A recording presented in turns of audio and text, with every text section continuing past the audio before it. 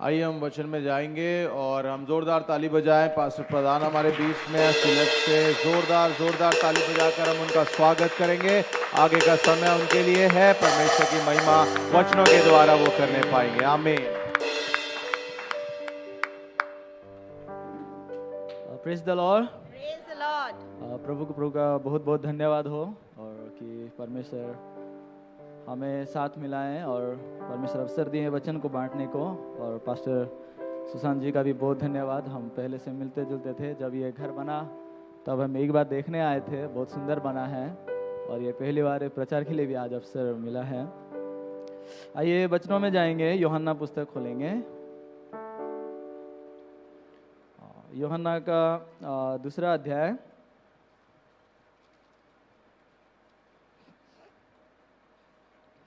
यूहन्ना दूसरा अध्याय उसका 1 से पढ़ेंगे 11 तक। फिर तीसरे दिन गलील के काना में किसी का विवाह था और यीशु की माता भी वहां थी। यीशु और उसके चेले भी उस विवाह में निमंत्रित थे। जब दाखरस घट गया तो यीशु की माता ने उससे कहा, उनके पास दाखरस नहीं रहा। यीशु ने उससे कहा, हे महिला, मुझे तुझसे क्या काम? अभी मेरा समय नहीं आया। उसकी माता ने सेवकों से कहा, जो कुछ वह तुमसे कहे वही करना। वहां यहूदियों के शुद्ध होने की रीति के अनुसार पत्थर के 6 मटके भरे थे, जिनमें 2-2, 3-3 मन समाता था। यीशु ने उनसे कहा, मटकों में पानी भर दो। उन्होंने उन्हें मुंह भर दिया। तब उसने उनसे कहा, अब निकाल कर भोज के प्रधान के पास ले जाओ। और वे ले गए। जब भोज के प्रधान ने यह पानी चखा, जो दाखरस बन गया था, और नहीं जानता था कि वह कहाँ से आया है, परंतु जिन सेवकों ने पानी निकाला था वे जानते थे, तो भोज के प्रधान ने दूल्हे को बुलाकर उससे कहा, हर एक मनुष्य पहले अच्छा दाखरस देता है, और जब लोग पीकर छक जाते हैं तब मध्यम देता है, परंतु तूने अच्छा दाखरस अब तक रख छोड़ा है। यीशु ने गलील के काना में अपना यह पहला चिन्ह दिखाकर अपनी महिमा प्रकट की और उसके चेलों ने उस पर विश्वास किया। प्रभु का धन्यवाद हो। आमीन। आमीन। ये यूहन्ना पुस्तक में पहली चमत्कार का घटना है जो यीशु ने किया था। और मैं मसीह परिवार से हूँ, इसलिए बाइबल को बचपन से पढ़ा करता था, परंतु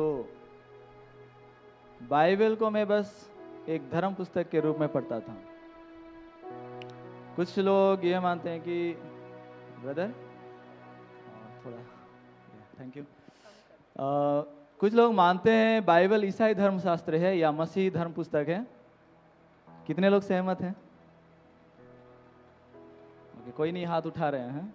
कानूनियत के तरफ से ऐसा माना जा सकता है, पर स्पिरिचुअली ये 100% सही नहीं कह सकते, है ना।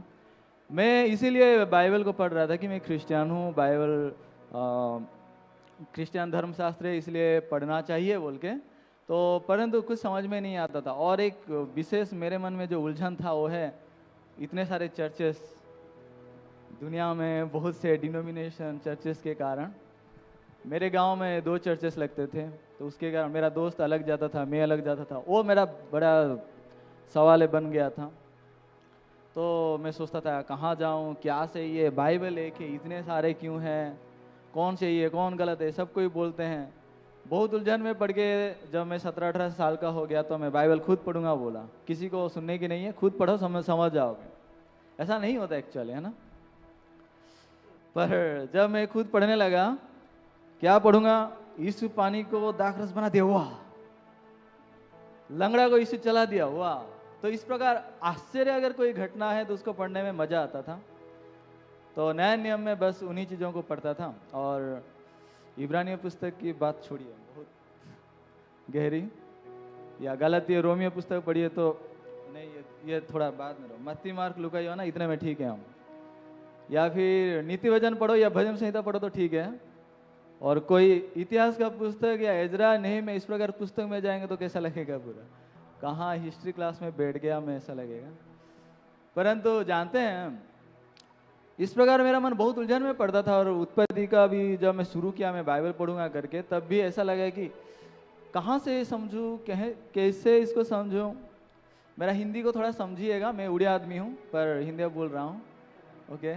तो उस प्रकार हो गया, मैं बहुत कंफ्यूजन में रह जाता था, कुछ समझ में नहीं आता था। जीके की तरह पढ़ता था, जनरल नॉलेज की तरह। एदन की बटिका में कितने नदियाँ निकली, 4 नदियाँ, इस टाइप का, है ना।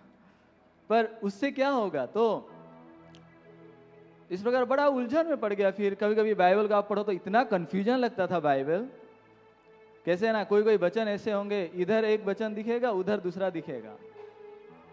और उस समय कुछ प्रचारक जो जिनको मैं मिला करता था, वो लोग भी बोलते थे कि अरे यार इतना टेंशन मत लेना, सीधा सरल रूप से विश्वास करो और वचन बहुत सिंपली विश्वास करो। कैसे विश्वास करेंगे सिंपली, हो नहीं रहा है ना वो।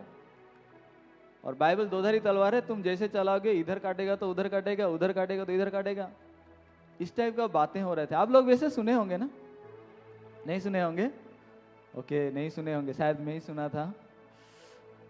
परमेश्वर का वचन दोधारी तलवार है करके बोलते हैं, ऐसा नहीं है। तो मेरा बदलाव कहाँ आया, 2007 साल में एक मेरे स्कूल के सीनियर भाई से मिला, जो वो प्रचार करते थे। एक्चुअली वो कभी पास्टर बनेंगे या प्रचार करेंगे ऐसा मैं सोचा नहीं था, लेकिन वो एक दिन प्रचार करने के लिए आए और मुझे इन वचनों को लेके संगति करने लगे। तो पहली बार करके मेरे जीवन में यह आविष्कार हुआ कि बाइबल मेरे जीवन की पुस्तक है, ना कि कोई धर्म पुस्तक। हालेलुया। बाइबल हमारे जीवन की पुस्तक है ना, इसमें हमारे जीवन की कहानी है। इसलिए हम जब यहाँ जो घटना अभी पढ़े हैं, काना नगर के, ये गालिल के काना नगर की विवाह भोज की कहानी, ये भी हमारे ही आत्मा की, हमारे ही बदलाव की, हमारे हृदय कैसे बदलता है, हमारा मन कैसे बदल जाता है, हमारा जीवन कैसे बदल जाता है, उसका एक कहानी है ये। उसके बारे में मैं आज आपके सामने थोड़ा गवाही देना चाहता हूँ। यहाँ तो आपके साथ पास्टर हैं, हमेशा सुनते हैं, बहुत मूल्यवान रूप से सुनते होंगे, पर मैं थोड़ा गवाही देना चाहूँगा। मेरा जीवन में परमेश्वर कैसे बदलाव लाए। मैं जीवन में कभी पास्टर बनने का सोचा नहीं था। मैं केमिस्ट्री ऑनर्स लेके पढ़ रहा था, तो मेरा बस ये मकसद था कि ये पास्टर वास्टर मुझसे नहीं होने वाला है। और मुझे नफरत भी आ गया था, क्यों कुछ ऐसे घटनाएं, ऐसे चीज़ें भी हुए थे चर्चेस के, तो इसलिए पूरा मेरा जीवन में क्रिश्चियनिटी के ऊपर ही आशा उठ गया था। सब मुझे ऐसा, सॉरी टू से, लेकिन मुझे ढोंगी नजर आते थे। अभी मैं उन्हीं ढोंगियों के रूप में हूँ शायद पर ऐसा नहीं है। हाँ, भले ही मैं ढोंगी हूँ, लेकिन मेरे अंदर जो यीशु है, आत्मा है, आप उसका सुनिए। ये तो ये वचन को जब मैं पढ़ रहा हूँ, जितने बार भी पढ़ता हूँ, इसमें बहुत ही परमेश्वर का मन को देखता हूँ। एक बात आप जानिएगा, परमेश्वर के वचन में कभी भी मनुष्य का इमोशन यानी कि भाव प्रवणता के विषय नहीं है। बाइबल को अगर आप देखेंगे और उपन्यास अगर पढ़ेंगे, कौन सा पढ़ने में मजा आता है? उपन्यास है ना। झूठ झूठ झूठ बोल रहे हैं। बाइबल पढ़ने में मुझे ही मजा नहीं आता है। क्यों जानते हैं? बाइबल में ऐसा कोई रस नहीं है। आपको मजा आता है? हाथ उठाएगा। वाह, बहुत आत्मिक लोग हैं। मैं बहुत शारीरिक आदमी हूं ना, इसलिए मजा नहीं आता है। देखिए, एक बात बताऊं, लेकिन बाइबल कब मजा आएगा? हर एक सब्जी का जैसा स्वाद होता है ना। मैं कुछ कोरियन फ्रेंड्स को जानता हूँ, विदेशियों में कोरियन लोगों से मेरा ज़्यादा नाता है, और चाइनीज लोगों से कुछ मिला, और यूएसए के लोगों से भी मिला हूँ। तो उनमें कोरिया में एक खाना होता है, आप कभी भी अगर किसी कोरियन फ्रेंड्स को मिलते हैं तो किमची करके खाना होता है ना, किमची। ये जब मैं पहली बार मैं खाया था ना, थैंक यू, तो वो बहुत ही ग्रहण नहीं कर पाएंगे। ये क्या होता है, कोई मूली हो या कैबेज को वो अचार बनाते हैं, 1 साल अगर पुराना है तो बहुत स्वादिष्ट मानते हैं वो, पर मेरे लिए नहीं जमा पहली बार। बहुत ऐसा कहते हैं कोरियन लोगों का कि कोई पुरुष बिना स्त्री के भी जी सकता है, लेकिन किमची के बिना नहीं जी सकता। ऐसा एक उनका कहावत चलता है ऐसा, मतलब ऐसे लड़के भी जो शादी नहीं किए वो बिना स्त्री के जीते ही हैं, तो ऐसा कहावत उनका चलता है। मतलब ये खाना के बारे में उनका ऐसा तारीफ करते हैं, ये हर खाना के साथ जमता है बोल के। तो मैं वो खाना को जो पहली बार खाया मुझे नहीं जमा एक्चुअली। जैसा बाइबल को उधार पाने से पहले मैं जब पढ़ रहा था कुछ समझ में नहीं आ रहा था, ये क्या है, बहुत भारी लग रहा था, इतना मोटा पुस्तक क्यों बने हैं। कभी कभी आप प्रचार करने जाएंगे ना, लोग मिलेंगे, भाई आप क्या कहना चाहते हैं, सिंपली बोलो ना, स्ट्रेट बोलो, पॉइंट में आओ और बोलो।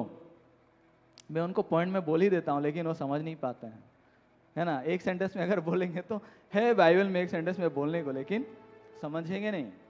क्यों? परमेश्वर का वचन हमारा मन इतना अंतर है आसमान जमीन का, इसलिए उसमें परमेश्वर हमारा मन को कैसे चलाता है वो बहुत बारीकी से बाइबल में एक एक हृदय की दुनिया को वर्णन करते हुए परमेश्वर लिखे हैं। जैसा वो किमची का पहली बार खाएंगे तो आप कभी हजम नहीं कर पाएंगे। वास्तव में अगर कोई विदेशियों को अगर भारतीय खाना देते हैं, कुछ कुछ खाना को वो लोग सीधे ग्रहण नहीं कर पाते हैं। जैसा बिरयानी में वो डालते हैं, क्या लौंग्स डालते हैं या जीरा राइस डालते हैं, जीरा में, वो सब वो नहीं खा पाते हैं। पर उसको खाते खाते उनको लंबा समय लग जाता है उनका स्वाद को जानने के लिए।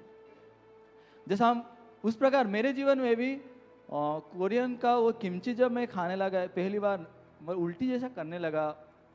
उनके सामने तो ऐसा नहीं कर पाया, पर बहुत कंट्रोल किया, बहुत तकलीफ हुआ मुझे। फिर ऐसा हो कि कई बार खाने के बाद बहुत मज़ा आया उसके बाद। अब अगर कोई भी कोरियन फ्रेंड्स को मिलते हैं, किमची देते हैं, तो बहुत खुशी से खाता हूँ। वो स्वाद बैठ गया, उसका स्वाद मुझे पता चल गया अभी क्या है उसका स्वाद। एक ऐसा खाना भी होता है जो जिसको क्या बोलेंगे, उनका टेस्ट जो मध्यम रहता है, तो हर कोई एक बार में उसको हजम कर लेगा, मुंह में ले लेगा। लेकिन ऐसा कुछ खाना होता है जो हृदय में सीधा नहीं जाता है।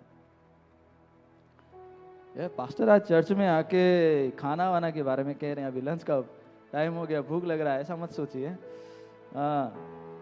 एक्चुअली बाइबल के बारे में मैं कह रहा हूँ। बाइबल ऐसा पुस्तक है जो आप पहली बार जब पढ़ेंगे, दूसरी बार पढ़ेंगे, इतना इतना कहानियाँ हैं, कभी कभी मतलब आप हजम नहीं कर पाएंगे कि इसमें पवित्र बाइबल क्यों लिखा गया। एक व्यक्ति ने, एक कन्फ्यूशियस बोल के एक जो होते हैं ना दार्शनिक लोग, उनका एक चेला आके एक पास्टर को पूछता है, पास्टर मैं जानता हूँ बाइबल पवित्र बाइबल है, पर इसमें इतना गंदी गंदी कहानी क्यों लिखा हुआ है। गंदी गंदी कहानी बोल के तो नैतिक रूप से इंसान सोच सकता है, क्योंकि आप बाइबल में देखेंगे तो ऐसे घटनाएं भी है ना, तामार की स्टोरी आप पढ़िएगा, है ना, तो वो हजम नहीं कर सकते। या नोह का स्टोरी को पढ़िएगा, इस बात को लेके अन्य कुछ लोग भी क्रिटिसाइज करते हैं ना, इसको कैसे वो लोग धर्म पुस्तक मानते हैं बोल के। लेकिन अगर अब इन बात को अगर सही तरीके से परमेश्वर का मन से अगर नहीं जानेंगे तो उन लोगों को भी हम मतलब खोएंगे। हम विवाद करके तो जीत लेंगे, लेकिन आत्मा को खोएंगे, क्या लाभ है ऐसा विवाद का। तो इसलिए वो पास्टर भी जब इनकी बात सुने कि पवित्र बाइबल में इतना गंदी गंदी कहानी क्यों लिखा हुआ है, तो पास्टर क्या बोले उनको समझ में नहीं आया पहली बार। तो सर झुका के, प्रभु तेरा दास इतना मूर्ख है कि इसको क्या जवाब दूंगा, मुझे समझ में नहीं आ रहा है, मुझे बुद्धि दे। तो परमेश्वर बोले इसीलिए बाइबल अन्य पुस्तकों से हटके है, अलग है। क्यों? ऐसी कहानियों के वजह से नहीं, बल्कि बाइबल में परमेश्वर का मन जैसा है वैसा लिखा हुआ है, मनुष्य का मन जैसा है वैसा लिखा है। आमीन। तो इसलिए बाइबल में हम हमारा मन को देख सकते हैं, परमेश्वर का मन को देख सकते हैं, और उन दोनों में से आप किसको रखना चाहेंगे?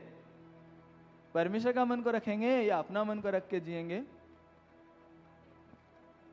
परमेश्वर का मन को, है ना। क्योंकि अपना मन को रख के जीने से क्या होता है जानते हैं ना, अपना मन कैसा है। मैं एक दिन सोच रहा था मनुष्य का मन कैसा होगा। दुनिया में इतने सारे मशीनें बने हैं कि मनुष्य का हड्डी भी टूट जाए ना, वो स्कैनिंग करते हैं, दिखा देते हैं एक्सरे करके क्या क्या हुआ है। एक रिसेंटली एक भैया का एक्सीडेंट हुआ था, रात को 12 बजे फ़ोन आया था, हम देख के गए तो उनको MRI स्कैनिंग करने के लिए ले गए। पता नहीं चलता बाहर क्या हुआ, लेकिन ऐसे मशीनें बने हैं कि कहाँ कहाँ क्या हुआ है सब पता चल रहा है। लेकिन मनुष्य का मन कैसा है, कोई मशीन बना है? नहीं बना है। अगर होता, मैं ही पहले लगा था हमारे चर्च में कि कोई आ रहा है, इसका इन दिनों में आत्मीय जीवन ठीक नहीं, एकदम स्कैनिंग होकर पता चलता, लेकिन ऐसा नहीं हो रहा है। तो वहाँ सीधा सीधा हम बात करते ना, तो ऐसा सा जिया, वो झूठ नहीं बोल सकते, है ना, चर्च में आके। तो परंतु ऐसा नहीं बना है, क्योंकि परमेश्वर बहुत हमें स्वतंत्रता दिए हैं, हम परमेश्वर का मन को, प्रेम को समझ के जिए बोल के। इसलिए बाइबल में अगर आप देखेंगे वहाँ परमेश्वर हमारा मन के बारे में दिखाया। मैं एक दिन उसको देखा। एक बार एक वचन को पढ़ेंगे, ये उत्पत्ति 6 अध्याय में, यूहन्ना 2 अध्याय को समझने के लिए। उत्पत्ति 6 अध्याय का 5वां वचन में हम देखेंगे। ये यहोवा ने देखा कि मनुष्यों की बुराई पृथ्वी पर बढ़ गई है, ये और उसके मन के विचार में जो कुछ उत्पन्न होता है वह निरंतर बुरा ही होता है। आमेन आमेन। कौन देखे? यहोवा ने देखा। यहोवा परमेश्वर देखें। और हम भी देख रहे हैं कि नहीं देख रहे हैं? नहीं देख रहे हैं? देख रहे हैं, है ना? तो यहोवा ने देखा तो हमारा मन कैसा है? कोई और बताएं कैसा है? और मेरे साथ वो भाई आए हैं, सत्य भाई। वो सत्य नाम भाई, वो भाई का नाम सत्य है। कभी कभी झूठ भी बोलते हैं, इंसान है तो झूठा ही है। और परमेश्वर यहोवा ने देखा कि हमारा मन कैसा है? बुरा ही होता है। नहीं, निरंतर बुरा ही होता है, बुरा ही है। देखिए यहाँ पे कितना कंफर्म वाला, मतलब बहुत स्ट्रॉन्ग शब्द को इस्तेमाल किया गया है। ये मतलब निश्चित ही है करके। एक तो बुरा बोलने से हाँ बुरा है हम समझेंगे, लेकिन बुरा ही होता है लिखा है, मतलब बुरा के सिवा और कुछ निकलता है नहीं। तो फिर पास्टर हम बाइबल पढ़ते हैं ये भी बुरा है क्या? हम प्रार्थना करते हैं ये भी बुरा है क्या? हम तो किसी को मदद करेंगे सोचेंगे वो भी बुरा है क्या? आप परमेश्वर को पूछेंगे तो परमेश्वर क्या बोल रहे हैं? हमें तो अच्छा लग रहा है वो। ये कुछ उल्टा नहीं लग रहा है पास्टर? आप बाइबल को पढ़ के तो बता रहे हैं, लेकिन अगर ऐसा बोलेंगे तो हमारा आत्मीय जीवन में हम बहुत निरुत्साहित हो जाएंगे ना, डिस्करेज हो जाएंगे। नहीं, मैं आपको डिस्करेज करने के लिए नहीं बोल रहा हूं। इस प्रकार भरम को लेके शैतान हमें किस प्रकार बोझिला मन डालता है मैं आपको बताना चाहता हूं। क्योंकि मेरे हृदय में, मैं क्रिश्चियन हूं करके मैं बाइबल पढ़ रहा था, आज्ञा को पढ़ रहा था, चोरी ना करना, झूठ ना बोलना, व्यभिचार ना करना, पिता माता का आदर करना, और जो पहले दूसरा तीसरा आज्ञा में परमेश्वर के बारे में जो लिखा है, एक ही परमेश्वर का तुम सेवा करना, मूर्तियां ना बनाना, उसको नाम को झूठे ना लेना, विश्राम दिन को पवित्र रूप से मानना, ये सारे आज्ञा को मैं जब सुन रहा था संडे स्कूल से, वाह कितना अच्छा है, मुझे ऐसे करना चाहिए, ये एक आदर्श मसीह जीवन है। लेकिन आप में से कौन ऐसे हैं क्या कोई भी आज्ञा को बिना तोड़े आज तक पालन किए हैं? कोई नहीं। मैं पहला नंबर पे हूं जो हर आज्ञा को तोड़ा हूं। इसलिए मैं आपको मतलब निश्चित रूप से कह सकता हूं, आप बोलेंगे मैं पालन किया हूं भी, लेकिन मैं नहीं मान सकता। क्यों जानते हैं? हम एक ही मनुष्य से आए हुए व्यक्ति हैं, और जब एक ही मनुष्य से आए हैं तो एक ही बीज हमारे सबके पास है। तो कैसे ये संभव होगा कि मैं जब आम फल रहा हूं, आम का गुठली से जन्मकर, तो आप कैसे कटहल फलेंगे? वो तो नहीं होगा ना, हालेलुया। है कि नहीं? मतलब मैं क्या कहना चाहता हूं, शैतान क्या दिखा रहा है आप देखिए।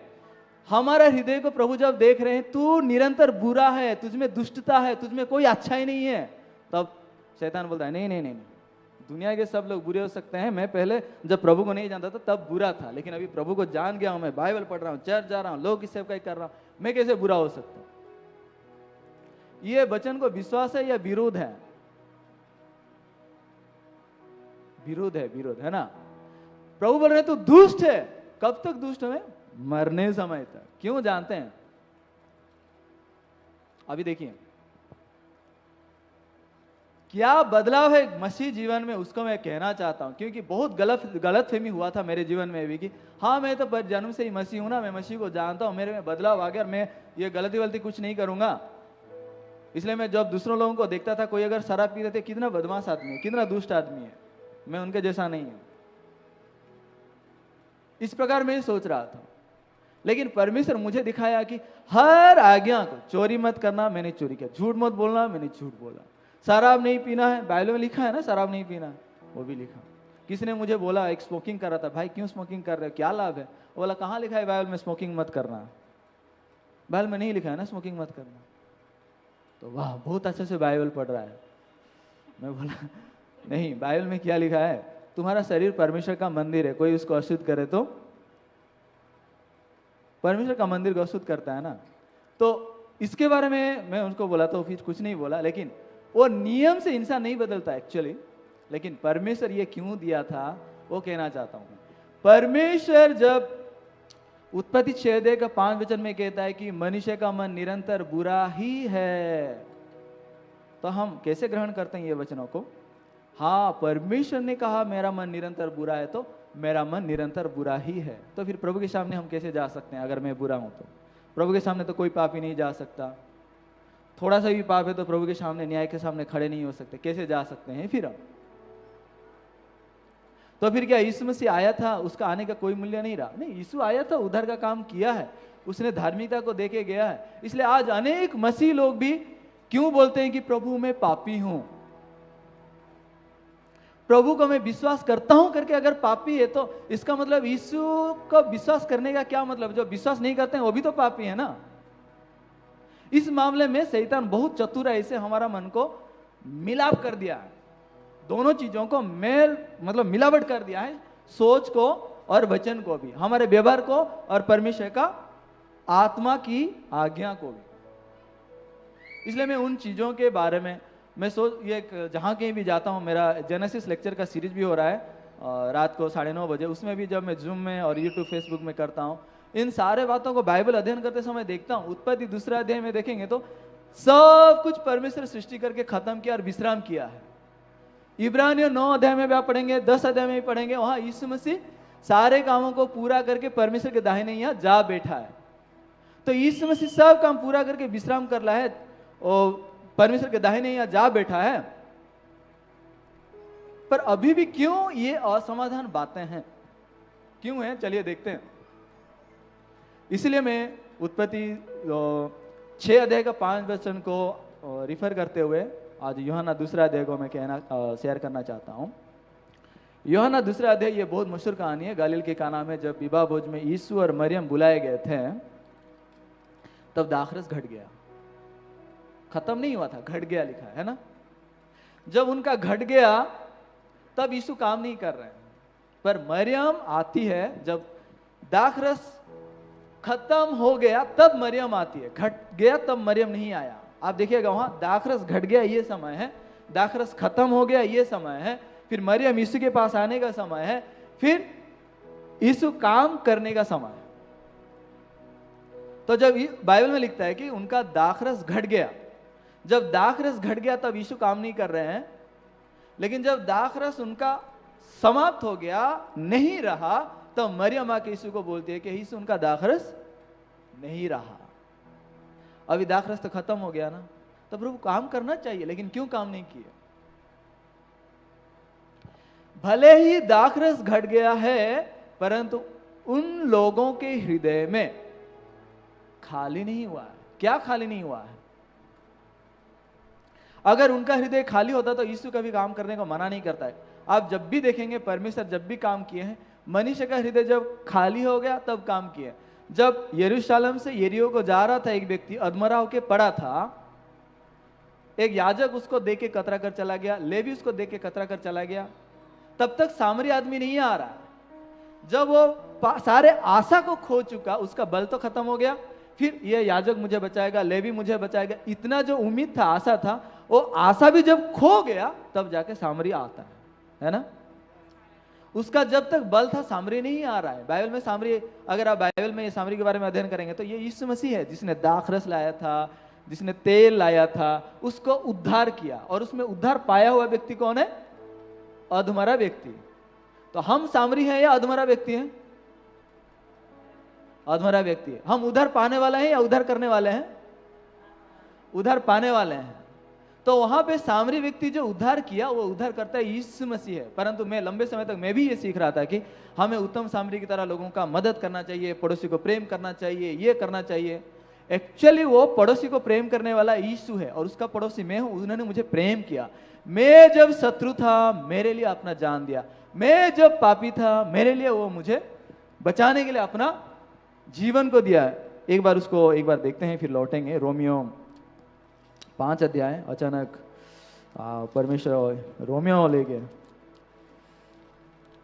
रोमियो पुस्तक का 5 अध्याय अगर निकल लिए हैं, 6 पद, 8 पद और 10 पद पढ़ेंगे। रोमियो 5 6, 8 और 10। 6 पद। जब हम निर्बल ही थे तो मसीह ठीक समय पर भक्तहीनों के लिए मरा। 8। परंतु परमेश्वर हम पर अपने प्रेम की भलाई इस रीति से प्रकट करता है कि जब हम पापी ही थे तभी मसीह हमारे लिए मरा। 10। क्योंकि बैरी होने की दशा में उसके पुत्र की मृत्यु के द्वारा हमारा मेल परमेश्वर के साथ हुआ, तो फिर मेल हो जाने पर उसके जीवन के कारण हम उद्धार क्यों ना पाएंगे। आमेन। आमेन। 3 पद में एक की वर्ड से आप देखिएगा। 6 में लिखा है कि जब हम निर्बल ही थे। कैसा? अधमरा व्यक्ति की तरह हम निर्बल ही थे कि अपने आप को ना बचा सकते हैं, ना कोई आज्ञा को मान सकते हैं, ना कोई भले काम कर सकते थे। हम अगर भले काम भी करेंगे, आज्ञा को मानेंगे भी, कब तक करेंगे मालूम है? एक लिमिट होता है, एक समय होता है, एक हद होता है। परंतु ये मत सोचिए कि मैं कुछ आज्ञा को मानने की तरह उधार पाऊंगा, ऐसा नहीं है। बाइबल में साफ साफ लिखा हुआ है, व्यवस्था के कामों से कोई भी परमेश्वर के सामने धर्मी नहीं ठहर सकता। हालेलुया। हालेलुया। आमीन बोल पाएंगे? आमेन। तो जब व्यवस्था के कामों से हम कभी भी परमेश्वर के सामने जब धर्मी नहीं ठहर सकते, तो मनुष्य के हृदय में ये प्रयास कराने को जो सोच डाल रहा है वो कौन है? पवित्र आत्मा है या शैतान है? शैतान है। क्यों जानते हैं? प्रयास की नहीं है। बाइबल में ये नहीं लिखा गया कि तुम चोरी ना करने की कोशिश करो, ऐसा नहीं लिखा है। लिखा है तुम चोरी ना करना। मतलब अगर चोरी कर लिया है तो पाप का मजदूरी मृत्यु, मरने का लायक है। सही है? यस। और दूसरी बात मैं ये कहना चाहूंगा, चोरी ना करना ये आज्ञा पहले आया या इंसान चोरी किया वो पहले हुआ है? हाँ, पहले पाप हुआ है ना? तो फिर पाप होने के बाद अगर परमेश्वर कहता है कि चोरी ना करना, झूठ ना बोलना, तो मकसद कुछ और होगा व्यवस्था का ना। इसका मतलब हम आज्ञा को मान के, व्यवस्था को मान के धर्मी ठहर पाएंगे, ऐसी तो बात नहीं होगी ये। क्योंकि पहले से चोरी कर चुका है, वो पाप कैसे धोएगा? चोरी ना करने से अगर वो धोएगा तो यीशु के आके लहू बहाने की क्या जरूरत था क्या? नहीं ना? नहीं। अभी थोड़ी सी एक बार फिर बताता हूं। मान के चलो मैं चोरी किया हूं और मुझे वो पाप से उद्धार पाना है, इसलिए क्या करना पड़ेगा? नहीं, आगे को चोरी नहीं करना है। हाँ, आगे को चोरी नहीं करूंगा तो शायद वो पाप से मैं बचे रहूंगा, लेकिन पहले जो पाप किया हुआ है वो पाप कैसे धोएगा? ये होता है अन्य धर्मों में भी, जो कहते हैं ना अच्छे काम बुरे काम को बैलेंस करेगा करके, है ना? That is not Bible. वो बाइबल नहीं है। बाइबल में क्या लिखा जाता है? लहू बहाए बिना पापों की क्षमा नहीं होता। नहीं होती। तो फिर ये कर्मों से पाप नहीं धोआ जा सकता। तो हम जब देखते हैं हमारे जीवन में, आप जब भी कोशिश करते हैं, अच्छा ये बताइए, उद्धार पाने के बाद ये 1 साल, ये 2020 साल में एक बार भी झूठ नहीं बोले हैं, ऐसे कोई होंगे? अच्छा, कभी कमिटमेंट नहीं किए हैं क्या मैं झूठ नहीं बोलूंगा? हाँ, आप कोई चर्च भी जाए, कहां भी जाए, डुमन ले या ना ले, प्रोबज ले या ना ले, हमेशा भले ही आप निर्णय लेते हैं ऐसा, मैं ये नहीं करूंगा, वो नहीं करूंगा, नहीं बन पा रहा है। क्यों? उत्पत्ति 6 अध्याय का 5 वचन को याद रखिए। परमेश्वर ने देखा कि मनुष्य की दुष्टता पृथ्वी पर अत्यंत बढ़ गई है, उनके मन के विचारों में जो कुछ उत्पन्न होता है वो निरंतर बुरा है। ये वचन निराशाजनक वचन नहीं है मेरे प्रियो। जब ये वचन पढ़ते हैं ना, मान के चलिए ये बहन है, क्या नाम है आपका? प्रतिमा, महिमा, ओके, महिमा बहन है, ठीक है। मान के चलो महिमा बहन का हाथ पंगुला है, ऐसा तो नहीं है ना? Okay, sorry. तो मान के चलो हाथ उनका पंगुला है ना। जब चर्च आती हैं, हाथ को छिपा के, ओढ़नी ढांप के, कोई ना देखे, कोई ना जाने, ऐसा होके जी रही है ना। तो कुछ काम करो बोले से, डांस करने आओ या गीत करो या कुछ कहा जाता है, तो वो हाथ पंगुला है ना, लोगों के सामने आने में बहुत दिक्कत हो रहा है ना? दिक्कत होगा कि नहीं होगा?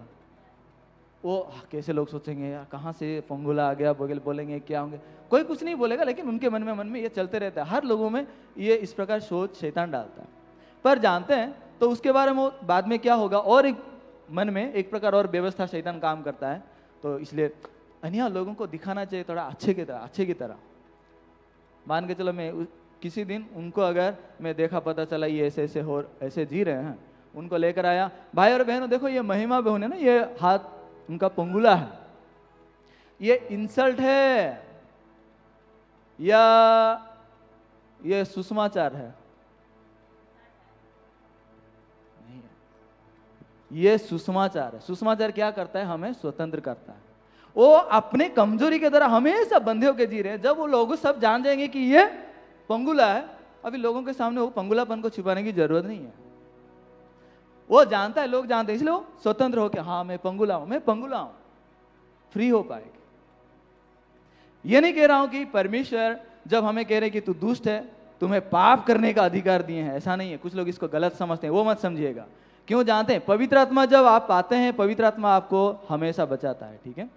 इसलिए उत्पत्ति 6:5 वचन में जब परमेश्वर कह रहे हैं कि मनुष्य दुष्ट है, निरंतर बुरा है, उसके मन के अंदर जो भावनाएं कल्पनाएं निकलता है निरंतर बुरा ही है, मतलब परमेश्वर कहना चाहते हैं कि इसलिए तू अपने ऊपर भरोसा मत कर, अपने कामों पे भरोसा मत कर, और तू जब गिर भी जाए तब अंधकार मत होना। दोष कभी परमेश्वर नहीं लगाता है। परमेश्वर दोष लगाते हैं क्या? यीशु ने ये कहा मैं दुनिया को न्याय करने नहीं आया परंतु उद्धार करने आया। हालेलुया। तो फिर यीशु दोष लगाते हैं क्या? परंतु कौन दोष लगाता है? आप जरा देखिएगा, रोमियो 8:1 वचन में भी वही वचन लिखा हुआ है, क्योंकि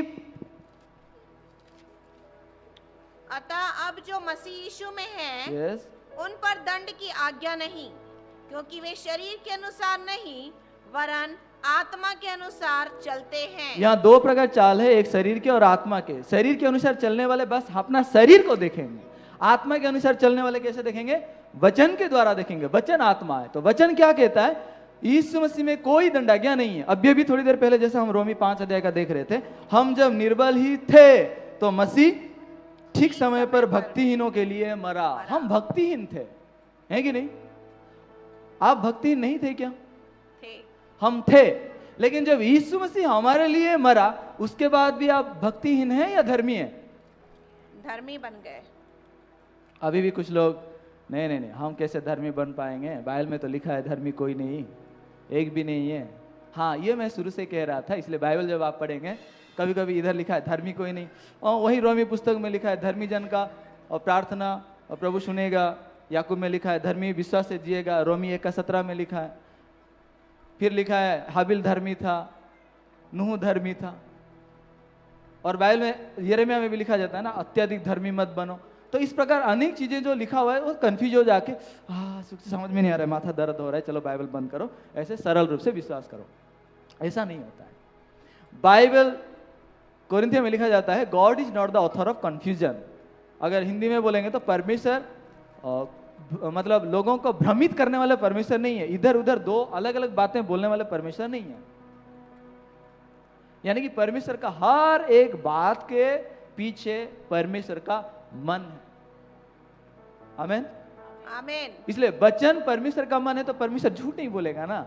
हम भले ही वो पॉलिटिकल लैंग्वेज बोल सकते हैं, पॉलिटिकल लैंग्वेज मतलब है ना बस अच्छे कहानी हम बोल सकते हैं, दिल में कुछ भी हो लेकिन लोग हाँ अच्छा बस ऐसा बात हम बोल सकते हैं। ये झूठा नहीं है क्या?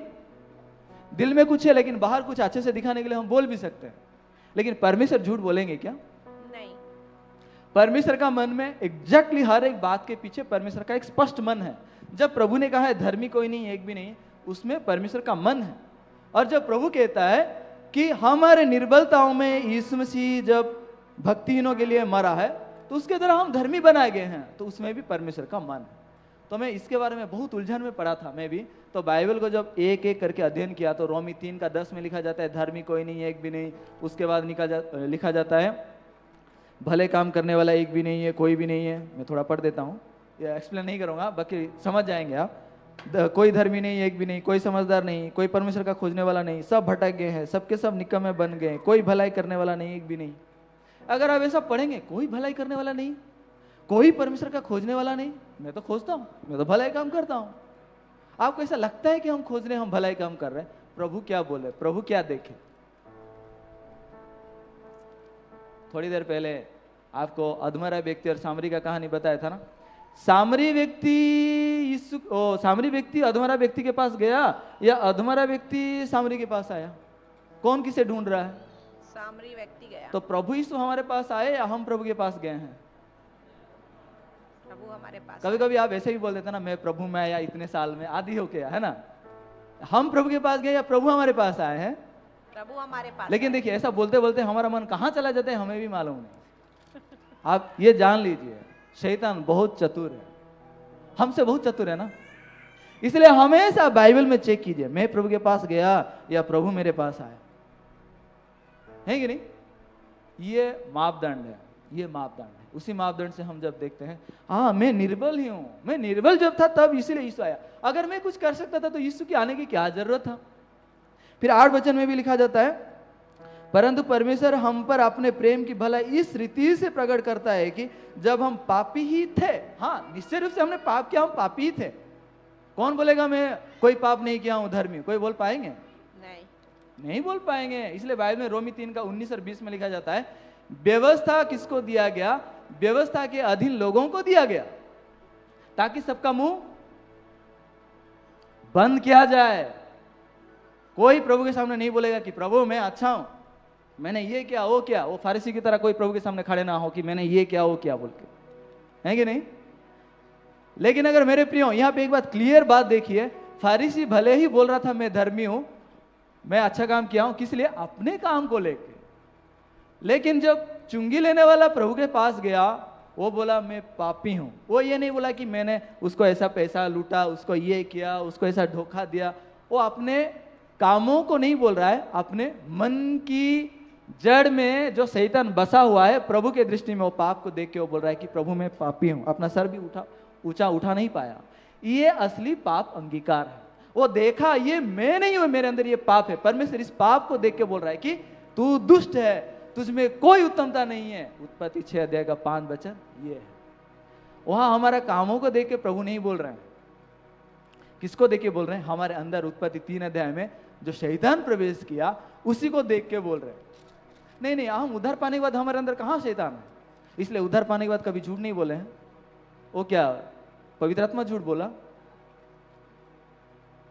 ऐसे भी लोग बात करते हैं।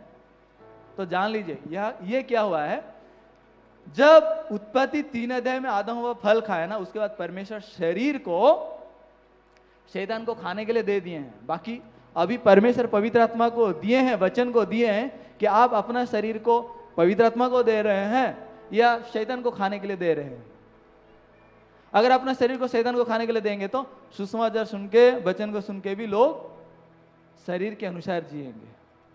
लेकिन अगर आत्मा को अगर आप दे रहे हैं, वचन को दे रहे हैं, आत्मा को आप खिलाने को दे रहे हैं, तो आत्मा के द्वारा शरीर इस्तेमाल होगा।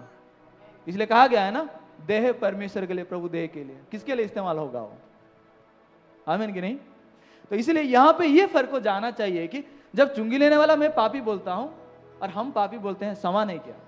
अगर चुंगी लेने वाला पापी जैसा बोलता है, अपने जड़ के अंदर जो पाप उत्पत्ति 3 में प्रवेश किया था उसी को देखकर अगर आप बोल रहे हैं, ये सही अंगीकार है। और परमेश्वर उसी मनुष्य को 8 वचन में क्या कहा है? हम जब पापी ही थे, लिखा है ना, हम जब पापी ही थे तो हम सबके लिए यीशु मसीह जब मरा तो अपना प्रेम को यहां प्रकट किया है। ताकि 10 वचन में लिखा है, क्योंकि बैरी होने की दशा में उसके पुत्र के मृत्यु के द्वारा हमारा मेल परमेश्वर के साथ हुआ, तो फिर मेल हो जाने पर उसके जीवन के कारण हम उधर क्यों ना पाएंगे। तो यहां पे बाइबल कह रहा है कि हम जब पापी थे, हम जब निर्बल थे, हम जब शत्रु थे, तब भी परमेश्वर प्रेम किया है। इसमें से धर्मी है कि पापी है? क्यों धर्मी है? क्योंकि वह कभी पाप नहीं किया। हम जन्म से पापी है या धर्मी है? पापी है, क्योंकि हमने पाप किया है। लेकिन जब आप यीशु मसीह का धार्मिकता को पाएंगे तब धर्मी होते हैं कि नहीं? होते हैं, धर्मी होते हैं ना। तो हम अगर धर्मी बने तो कैसे धर्मी बने? हम अच्छे काम करके, व्यवस्था को मान के नहीं, यीशु के धार्मिकता के द्वारा हम धर्मी बनते हैं। इसमें फर्क है। यीशु धर्मी बना, यीशु धर्मी है बिना पाप किए, हम पाप करके धर्मी बने यीशु के धार्मिकता के द्वारा। Hallelujah, hallelujah. ये बदलाव यूहन्ना 2 अध्याय की स्टोरी। जब वहां दाखरस सब खत्म हो गया, यीशु को मरियम आके बोलता है उनका और दाखरस नहीं रहा, मेरा अभी समय नहीं आया है, मुझ में क्यों तकलीफ दे रहे हो। तो उस समय यीशु जब बोल रहे कि मेरा अभी समय नहीं आया है, मरियम क्या बोली? वो कर्मचारियों को बुलाया, ये तुम्हें जो कहे वही करना। क्यों? पहले वो किसके इशारे पे काम कर रहे थे? कोई तो अगर मैरिज फंक्शन, अगर कोई फेस्टिवल हो रहा है तो उसको मैनेजर कोई होगा ना, खाना वाना दाखरस देखने को। इजराइल में पानी का प्रॉब्लम है तो दाखरस पीते थे, तो भोज में दाखरस पीना उनका जाहिर सी बात है। हमारे यहाँ चिकन करी, मटन करी, जो भी उसकी चलता है, उसको मैनेज करने वाला तो कोई होगा ना। वो कर्मचारी लोग पहले उसका सुन रहे थे, लेकिन मरियम बोला ये तुम्हें जो कहे वही करना। फिर हाँ बोले तो यीशु उनको बोलता है ये पत्थर के मटकियों को पानी से भर दो। वो पानी से भर देते हैं। उनको दाखरस चाहिए था, पानी क्यों भरेंगे? उनके पास कोई उपाय नहीं है। अभी दाखरस चाहिए तो अभी कुछ ही पल में कहाँ से दाखरस बना के लाएंगे? दाखरस बनाने के लिए महीना लग जाता है, सालों साल लग जाता है। अभी दाखरस बनाएंगे भी तो कैसे बनाएंगे? उनके पास कोई उपाय नहीं है ना। इसलिए यीशु जब कहता है हाँ चलो पानी भरो, पानी भरे, यहां तक सब कोई कर सकता है। उसके बाद यीशु कहता है यहीं से निकालकर भोज के प्रधान को दे जाओ। भोज के प्रधान को तो दाखरस चाहिए, अभी हम पानी भरें, कैसे लेकर जाएंगे? यहां पे लोग उलझन में पड़ते हैं। मैंने तो पानी भरा था, ये तो पानी है, लेकिन यीशु क्यों बोल रहे हैं यहाँ लेके दाखरस को? ये दाखरस तो नहीं बना है, अभी तो मैं देख रहा हूं ये पानी है, कैसे मैं लेकर जाऊंगा? वहां पे लोग नहीं जा पा रहे। क्यों जाते? वो शरीर के अनुसार न्याय करते हैं, शरीर के अनुसार जीते हैं। रोमी 8 अध्याय का भी देख रहे थे ना, मसीह में कोई दंडाज्ञा नहीं है ना। तो हाँ, शरीर के अनुसार जीने वाले वो दंडाज्ञा पाएंगे, क्योंकि हम आत्मा के अनुसार जीते हैं। आत्मा के अनुसार मतलब वचन क्या कहते हैं उसके अनुसार हम देखें मेरे प्रियो। इसलिए वचन क्या कह रहा है वो महत्वपूर्ण है, या मैं क्या देख रहा हूं, मैं क्या सोच रहा हूं, वो महत्वपूर्ण है। यीशु ने कहा ये निकाल कर अभी भोज के प्रधान को दे जाओ। अभी वो क्या है? वो दाखरस है या पानी है? पानी है। आप में से कोई बोलेंगे ये पानी है, कोई दाखरस बोलेंगे। क्या है वो? पानी है या दाखरस है? दाखरस है। अभी कुछ लोग दाखरस में आ रहे हैं। वो लोग पानी भरे थे ना 6 मटकियों को। अब यीशु बोला इसी में से निकालकर भोज के प्रधान को दे जाओ। आप होते तो ले जाते कि नहीं ले जाते? भोज के प्रधान को दाखरस चाहिए और आपने अभी ये पत्थर के मटकियों को पानी भरा है, लेकिन यीशु बोला अभी यहीं से निकालकर भोज के प्रधान को दे जाओ। कितने लोग दे जाएंगे? Praise the Lord. वो विश्वास करते हैं इसलिए दे सकते हैं। हाँ, यीशु बोला ना ये दाखरस है, वो शब्द में नहीं बोला कि ये दाखरस है, लेकिन जब वो बोल रहा है कि यहीं से निकाल कर दे जाओ, मतलब क्या है? वो दाखरस बन चुका। जो विश्वास करता है वो लेकर जाएगा कि हाँ ये दाखरस है। Hallelujah, hallelujah. वो विश्वास है। अभी अभी पानी जैसा ही लग रहा है, पानी तो भरे थे ना, पानी है, लेकिन अभी जब उसको निकाल के जाएंगे, भोज का प्रधान गवाही दे रहा है, मैं नहीं कह रहा हूं, जिसने पिया था वो गवाही दे रहा है। अरे इतना अच्छा दाखरस अब तक क्यों रखे थे? लोग जब पी के छक जाएंगे उसके बाद मध्यम देते हैं, लेकिन तुम इतना अच्छा दाखरस क्यों अब तक छिपा के रखे? एग्जैक्टली स्पष्ट रूप से वहां पे आप देख पाएंगे कि वो दाखरस बना था कि नहीं बना था। बाकी आप उसको विश्वास से ग्रहण करते हैं या अपने सोच विचारों से इनकार करते हैं, ये फर्क होता है। जब आपको शैतान कुछ बोलता है, आप नहीं नहीं नहीं बोलिए। वचन बोल रहा है, हाँ बोलिए। वचन क्या बोल रहा है? हमें धर्मी बोल रहा है या पापी बोल रहा है? हम दाखरस है या पानी है? पानी है, दाखरस है। दाखरस है। जब यीशु मसीह हमारे पापों के लिए, हम जब पापी थे, हम जब बैरी थे, हम जब शत्रु थे, हमारे लिए क्रूस पे मरा। क्यों? हमारा मेल मिलाप परमेश्वर के साथ करने के लिए, है ना। अगर हम बोलेंगे नहीं प्रभु मैं पापी हूं, मतलब यीशु तो कुछ भी नहीं किया है ना। यीशु कुछ भी नहीं किए हैं। यीशु क्रूस पे मरते समय बोले ना पूरा हुआ, क्या पूरा हुआ? यीशु मसीह मरते से पहले प्राण त्याग देने समय बोले पूरा हुआ और सर झुकाकर प्राण त्याग दिए। क्या पूरा हुआ? मैं संडे स्कूल एक क्लास रहता था, वहां सिखाया मैं। उड़िया में ऐसा होता है, 100 माप तो हैला, उनको बच्चों को याद रहने में अच्छा होता है ना, तो मैं ऐसा सिखा दिया, खत्म हुआ। हिंदी में पूरा हुआ लिखा है ना, समान मीनिंग है ना, तो मैं खत्म हुआ करके उनको सिखा दिया था। पूरा हुआ, यीशु मसीह कहा पूरा हुआ। क्यों आए थे यीशु मसीह जानते हैं? चले मैं 2 वचन में यीशु का उद्देश्य को आपको दिखाता हूं, खत्म करूंगा। मत्ती 3 अध्याय का, पहले 1 अध्याय का 21 वचन पढ़ेंगे। मत्ती 1 अध्याय का 21 वचन। यीशु जन्म होने से पहले गाब्रियल दूत का ये वाणी है, वह पुत्र जनेगी और तू उसका नाम यीशु रखना, Yes. क्योंकि वह अपने लोगों का उनके पापों से उद्धार करेगा। यहाँ लिखा है कि वो पुत्र जनेगी, मरियम पुत्र जनेगी, जो शादी नहीं हुआ था, मतलब सगाई हुआ था, वो किसी पुरुष को नहीं जानती थी, ऐसे कुंवारी वो पुत्र जनेगी। यूसुफ उसको जब अंदर ही अंदर तलाक लेने को सोच रहा था, तो गाब्रियल दूत ने यूसुफ को कह रहा है उसको रख ले, वो कोई पापिनी स्त्री नहीं है, वो परमेश्वर का महिमा को धारण की है, वो पुत्र जनेगी और तू उसका नाम क्या रखना? यीशु का मतलब क्या है? जब हम यीशु का नाम ले रहे हैं तो इस नाम का अर्थ यहां है कि वो अपने लोगों को, अब यीशु के लोग हैं या शैतान के लोग हैं? यीशु के लोग हम हैं। शैतान के लोग थे, है ना? थे। यूहन्ना 8:44 में लिखा है ना, तुम तो तुम्हारे पिता शैतान से जन्मे हो। हम शैतान से जन्मे थे, है कि नहीं?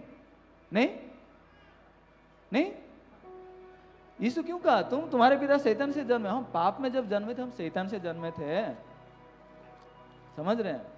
इसलिए नए सिरे से जन्म होना है, ठीक है? नए सिरे जन्म मतलब यीशु की आत्मा से जब जन्म लेते हैं। तो यहां पे लिखा है वो पुत्र जनेगी और तू उसका नाम यीशु रखना, जो कि अपने लोगों को, हमें परमेश्वर जो हमें सृष्टि किया है, हमारा आत्मा को जिसने उद्धार करने के लिए देह धारण करके आया, वो यीशु है। वो उनको सारे पापों से उद्धार करेगा। वो पापों से उद्धार करने के लिए यीशु आया था। यहां पे एक जगह लिखा हुआ है, ये तो यीशु जन्म होने से पहले था, लेकिन आपको एक सीक्रेट बताता हूं। 4 सुसमाचार में कोई बता सकते हैं यीशु मसीह पहला सेंटेंस जो उच्चारण किया है क्या है? मत्ती 3 अध्याय खोलिए, वहां पे लिखा है यीशु मसीह जो पहली शब्द बोले हैं 4 सुसमाचार की पुस्तकों में। मत्ती 3 अध्याय खोलिए, 15 वचन। अब आप ढूंढिएगा, ये पहला वचन है जो यीशु मसीह 4 सुसमाचार में पहली बार कहा। मत्ती यीशु ने पुस्तक, उनको यह उत्तर दिया, ये अब तो ऐसा ही होने दे, ये क्योंकि हमें इसी रीति से सब धार्मिकता को पूरा करना उचित है। हालेलुया। हालेलुया। यीशु बपतिस्मा यूहन्ना से जब बपतिस्मा लेने आए, यीशु का तो कोई पाप नहीं था, क्यों बपतिस्मा लेने आते हो? तो यूहन्ना भी चौंक गया, मैं तो यहाँ मन फिरावा का बपतिस्मा लोगों को दे रहा हूँ, लेकिन यीशु का तो कोई पापी नहीं है, वो जानता है ये परमेश्वर का पुत्र है, वो क्यों बपतिस्मा लेने आया? वो बोलता है, मना करता है, प्रभु आप महान है, आप मुझे बपतिस्मा देना चाहिए, आप मुझे क्यों बपतिस्मा लेने को कह रहे हैं? मुझसे क्यों बपतिस्मा लेने को आप कह रहे हैं? तब यीशु उसको समझाया, अब तो ऐसा ही होने दे, मतलब तू मुझे बपतिस्मा देना ही है। क्यों? लिखा है क्योंकि हमें कितने लोग हैं? जब यीशु कह रहा है हमें, कितने लोग हैं? 2 लोग, बपतिस्मा यूहन्ना और यीशु मसीह। तो ये दोनों को क्या जिम्मेदारी दिया हुआ है परमेश्वर ने? हमें, क्योंकि हमें इस रीति से मतलब जब बपतिस्मा यूहन्ना यीशु को बपतिस्मा देगा, इस रीति से सब धार्मिकता को पूरा करना उचित है। मतलब इस प्रकार सब धार्मिकता पूरे हो जाता है। तो यह है धार्मिकता पूरा होने का नमूना था, यानी कि यीशु मसीह बपतिस्मा लेगा बपतिस्मा यूहन्ना के द्वारा। क्यों जानते हैं? क्योंकि यीशु मसीह था परमेश्वर का मेमना है। जो परमेश्वर का मेमना है, उस परमेश्वर का मेमने को परमेश्वर भेजा था। आप नियमों में पढ़े होंगे ना, मेमना पाप का बलिदान लेता था, मेमना पाप को, इंसान का पाप को लेके बलिदान हो रहा था। तो यीशु मसीह अभी सारे जगत का पाप लेने को जब आ गया, तो ये मेमना है, वो सारे जगत का पाप को ले रहा है। जब यीशु मसीह बपतिस्मा यूहन्ना से बपतिस्मा लेते हैं, परमेश्वर हम सबों का अधर्मों का बोझ उसी के ऊपर लाद दिया। लिखा है ना यशायाह 53:6 में लिखा है, हम तो सबके सब भेड़ों के नाई भटक गए थे, हम सब ने अपना अपना मार्ग लिया और यहोवा ने हम सबों का अधर्म का बोझ उसी के ऊपर लाद दिया। तो आज से 2000 साल पहले यीशु आए थे, तो हमारा अधर्म का बोझ इसी के ऊपर लादा गया है कि नहीं है? गया है। कौन कौन कहते हैं कि मैं पापी हूं? फिर यीशु मसीह के ऊपर जब सारे पाप लाद दिया गया है, तो हम यीशु के द्वारा धर्मी हुए कि नहीं है? हो गए। अपने कामों से? यीशु के कामों से, है कि नहीं? वो गिफ्ट है, वो गिफ्ट है, तोहफा। इफिसियों 2:8 में भी लिखा जाता है कि उद्धार परमेश्वर का दान। उसमें 1 रुपया भी आप देते हैं, वो गिफ्ट नहीं होता है ना? किसी ने बर्थडे का स्टोरी कह रहे थे, अगर उनका जब गिफ्ट देते हैं, हाँ बहुत सुंदर गिफ्ट दिया, 1 रुपया ले लो, वो गिफ्ट बनेगा? वो गिफ्ट का नाम नहीं रहेगा, है ना? सेंट मैन धर्मी ठहराए जाते हैं। हालेलुया। इसलिए ये वचन को, धार्मिकता को पूरा किया परमेश्वर, हमें पापों को उद्धार करने का काम यीशु मसीह क्रूस पे बलिदान होकर पूरा किया है। पूरा हुआ है कि नहीं हुआ है? उसके बाद भी अगर आप पापी कहते हैं, आप कह रहे हैं कि यीशु मसीह क्रूस पे नहीं मरा है, तो आप मरा हुआ यीशु को क्यों विश्वास करेंगे? पुनरुत्थित हुआ यीशु को हम विश्वास करते हैं। आप मरे हुए यीशु को विश्वास करते हैं क्या? नहीं। पुनरुत्थित हुए यीशु को कौन कौन विश्वास करते हैं? मरे हुए यीशु को कोई विश्वास करते हैं क्या? नहीं। रोमी 4:25 वचन, आखिरी वचन है ये, पढ़ते हैं। रोमी 4:25 वचन, वो हमारे अपराधों के लिए पकड़वाया गया और हमारे धर्मी ठहरने के लिए जिलाया भी गया। हालेलुया। हालेलुया। यीशु मसीह क्यों क्रूस पे पकड़वाया गया? हमारे अपराधों के कारण। तो हमारे सारे अपराध ना कुछ कुछ छोड़ दिए हैं। वो देखो परमेश्वर का मेमना जो जगत का पाप उठा ले जाता है, तो कुछ कुछ अपराध छोड़ दिए हैं क्या? नहीं। जगत का मतलब हमारे सारे जीवन का ना। यस। यीशु मसीह किसी का पक्षपात नहीं किया है ना? नहीं। नहीं नहीं, इनका मैं छोड़ देता हूं, ऐसा नहीं है ना यीशु का। हम भेदभाव करेंगे, लेकिन यीशु भेदभाव नहीं करता नहीं करता है कि नहीं? तो इसलिए लिखा है वो हमारे अपराधों के लिए पकड़वाया। तो कितना अपराध के लिए वो पकड़वाया गया? कुछ लोग ऐसा समझते हैं कि नहीं नहीं, आज तक प्रभु को जब तक मैं नहीं जानता था तब तक का मेरा पाप था, लेकिन वो यीशु ले गया। लेकिन प्रभु को जानने के बाद अगर मैं जानबूझ के अगर पाप करूंगा तो, ऐसा बोलते हैं। अच्छा, इसलिए क्या पाप नहीं करते हैं? तो क्या पाप लगातार करना चाहिए? ये बात नहीं है, पाप लगातार करना चाहिए, नहीं करेंगे, वो बात नहीं है। बात ये है कि आप कर पा रहे हैं कि नहीं कर पा रहे। मैं नहीं करूंगा बोलने से भी नहीं हो रहा है ना। इसलिए हमें अनुग्रह है, उद्धार भी अनुग्रह है, आत्मिक जीवन भी अनुग्रह है। यस। विश्वास का जीवन है वो। इसलिए हम हर पल हम प्रभु के सामने अनुग्रह पाते हैं। ये नहीं कि प्रभु मैं पापी हूं, तो फिर यीशु मसीह नहीं मरा है ना। अगर बोलता हूं कि मैं पापी हूं तो यीशु मसीह मरा हूं बोलता हूं क्या? नहीं ना। नहीं। ये बाइबल लिखता है कि हमारे अधर्म के कामों के कारण वो पकड़वाया गया, हमें धर्मी ठहराने के लिए वो जिलाया गया। यीशु अगर जिलाया गया तो हम धर्मी है कि नहीं है? यीशु जिलाया नहीं गया है, जिलाया गया है। हालेलुया। हालेलुया। मैं यीशु पुनर्जीवित हुआ यीशु को, पुनरुत्थित हुआ यीशु को विश्वास करता हूं। हम यीशु के टीम में है तो कभी हारने वाले नहीं है। हालेलुया। आप किसके टीम में हैं? यीशु के। यीशु जीता है कि नहीं जीता है? यस। 1 कुरिन्थी 15 में लिखा है ना, जय ने मृत्यु को निगल लिया। हालेलुया। हालेलुया। पाप हार चुका है, यीशु जीत लिया है। यस। तो हम धर्मी हैं या पापी हैं?